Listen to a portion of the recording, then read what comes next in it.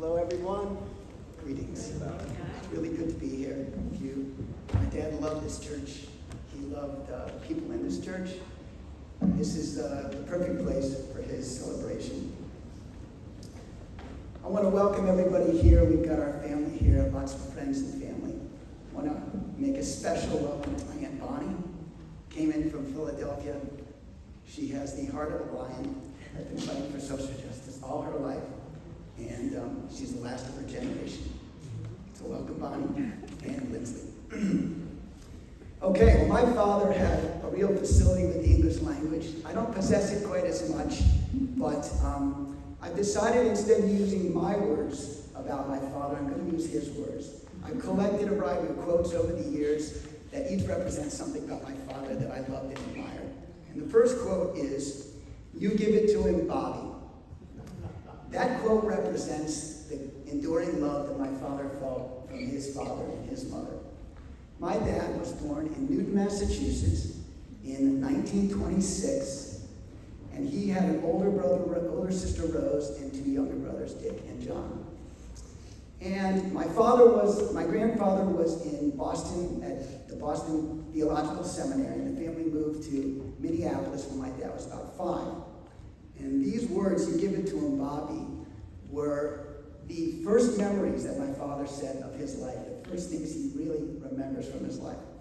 And that was when he was about 8 years old, and he was in Lake of the Isles where the family lived. And my father got in a fight with a neighborhood kid.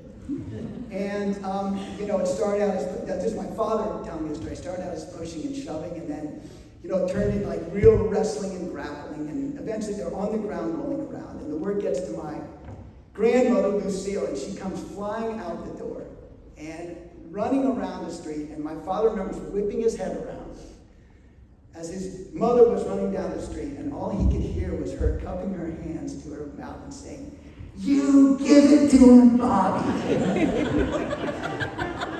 She didn't ask who started it, she didn't ask what it was about, she didn't care about that. All she cared about was supporting my father in that moment through hell or high water, and he felt that love and support from her all his life. And it was the same with my grandfather. My grandfather, Richard, was a very charismatic man, a very ambitious man in the church, and had a massive influence on our family. So much so that of his 3 boys, all 3 of them became ordained ministers. And my Uncle John was the professor and chairman of religion at Temple University for many, many years.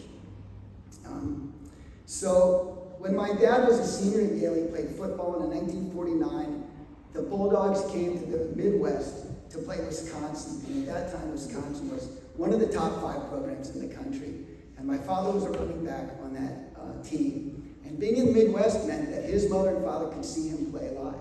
So my grandfather and grandmother hopped into a car and made it from Minneapolis to Madison. And the night before, they met in a hotel. And my father was very nervous, he told me. And his father could see that. So my grandfather got the consent of the head coach of the football team. And at lights out that night, my grandfather went into my dad's room, and he was sharing with another halfback. And in the darkness there, he sat on my dad's bed and rubbed his back. This 24-year-old man who already been off to the war and come back, but his dad rubbed his back for him, kept him calm, and comforted him that night. And, as fate would have it, the next day, the Bulldogs took down the Badgers, and my dad had a big run that kind of turned the tide, so it all kind of worked out from there. So a big part of my father was the love and commitment he felt from his parents. Okay, quote number 2 is "sweeping up the heart." That one kind of got taken away from me here. It's on the back of the bulletin. Sweeping up the heart represents for me my father's love of words and the erudition that he would bring to his writings and to his sermons. My dad loved words. He passed it down to us kids. After the divorce, they moved to Bangor, Pennsylvania, and I used to send him a letter every Sunday night. And at the end of that letter, I would always write a word, the longest word I could find, pretty much, and see if he knew it. So it would be words like anti-disestablishmentarianism and these other monstrosities that were wonderful words. And we love words together. And I remember a few years later being in Michigan, and he used the word lugubrious in a sentence. Pretty naturally, it wasn't like pedantically. It was just kind of flowed out of his mouth. I love that. Like, that's a great word, Dad.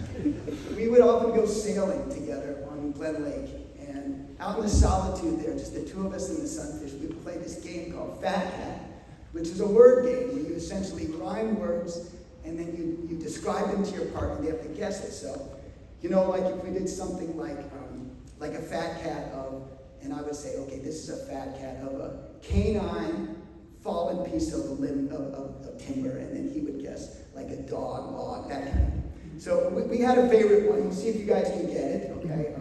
This is a fat cat of a dental private investigator. Tooth sleuth. Thank you very much. Yeah. So, and now, when I go sailing with my daughter Olivia, we will play Fat Cat, and that's just kind of a legacy of words from my father. And so it's pretty neat. In 2021, he did a reflection for this church that the leadership asked him to do, and that was reflection on Lent in 2021. And Cindy sent me a copy of it. And I have to tell you, it was a real piece of literature. Over 3 typed pages, he had no fewer than 10 literary references. He referenced the playwright Aeschylus, English poet William Blake, one of his favorites, American theologians William Sloane Coffin and Abraham Heschel, and there were many others. His favorite poet was Emily Dickinson, and it's apropos for this occasion. I didn't know it would be on the back here, so I'm going to read it anyway. But he loved this poem. This might have been his favorite poem, and it just comes out perfectly for today. The bustle in the house the morning after death is the solemnest of industries enacted upon earth. The sweeping up of the heart and putting love away we shall not want to use again until eternity. Okay. Number 3, the 3 wise people. And this represents my father's commitment to social justice and inclusivity. He had good relationships with just about everyone most of his life, but there is one relationship that was always really hard for him, very strained. And even in his later years, it really was never repaired. And that was his relationship with the Republican Party.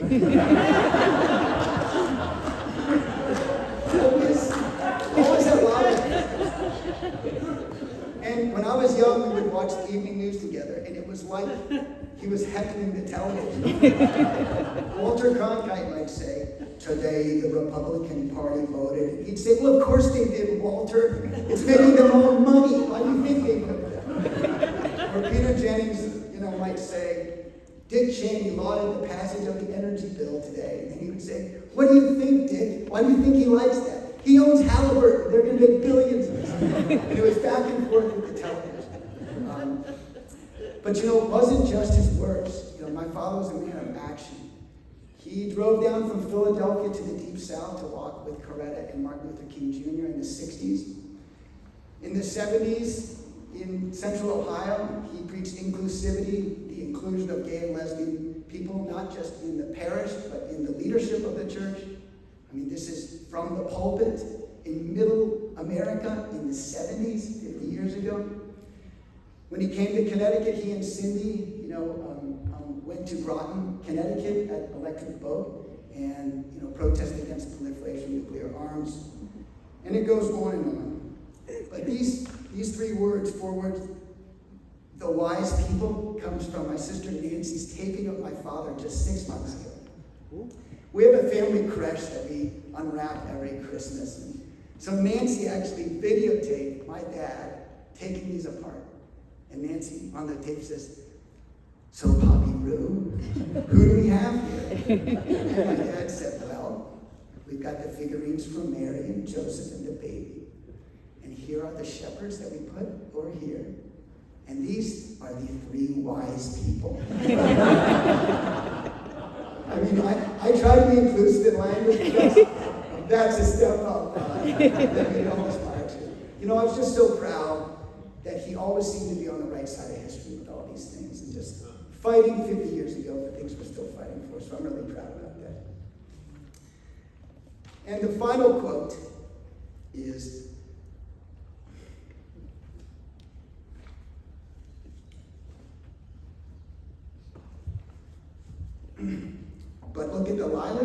and that quote represents my father's relentless optimism and capacity for gratitude. The untimely death of my sister Kathy at 59 created a deep wound in our family that now crosses 4 generations now. And the summer after her death, my wife and I were with my dad in Michigan, and we were walking together on this gorgeous road called Day Forest Road. And the meadow was purple with thistle on the left, and there were 3 beautiful barns in the foreground. And as we walked, the conversation turned to Kathy. And that door clapped, gathered over us. And our pace slowed, and our heads on, and we felt the weight of her absence at that moment. But then a few steps more, and my father lifted his head, and the pace quickened up. And pointing to a bank of bushes on the side, he said, "But look at it, all in bloom. There's so much beauty in the world. There's still so much to live for." It's almost become a meme now for our family. But look at the lilacs. We can do it. We can get through this. We can make it through these things. So many years later, you may know that my father contracted lymphoma. I think anyone in this parish who might have known him knew that. He lost weight. He lost his hair. He lost the ability to walk independently. Worst of all, he lost his 5 o'clock scotch because of the chemo. And for a period of time, we wondered if he was going to survive this, all of us. And I had a conversation with him on the phone. I was in Cincinnati in my backyard. And we all thought that maybe he wouldn't make it through it. And so I asked him at that time, I said, "Dad, what do you think? How do you feel about it all?" And I almost remember verbatim what he said. I remember where I was. He said, "Bobby, I've had a wonderful life. My family loves me and I love them. My heart is only filled with gratitude." So, I just hope we could all say those words at the end of our time on life. Okay, I'm going to end with a prayer. It's one of my father's favorite prayers. But before I close, in classic Rains Man fashion, I don't quite know when to shut up. I have to say something to Cindy and about Cindy. You were my father's companion for over 50 years. You were the love of his life. And words can't express the gratitude that we feel for you, for him. So thank you. And we love you. Okay, I'm going to end with a prayer. This was one of Father's favorite prayers. He chose this prayer to end his brother Dick's eulogy. And I will end his eulogy with it as well. These are the words from John Henry Newton, Episcopal priest. Support us, O Lord, all these days of this troublous life, until the shadows lengthen and the evening comes, and the busy world is hushed, and the fever of life is over, and our work is done. And then grant us a safe passage, a holy rest, and peace at the very last. Amen. Amen.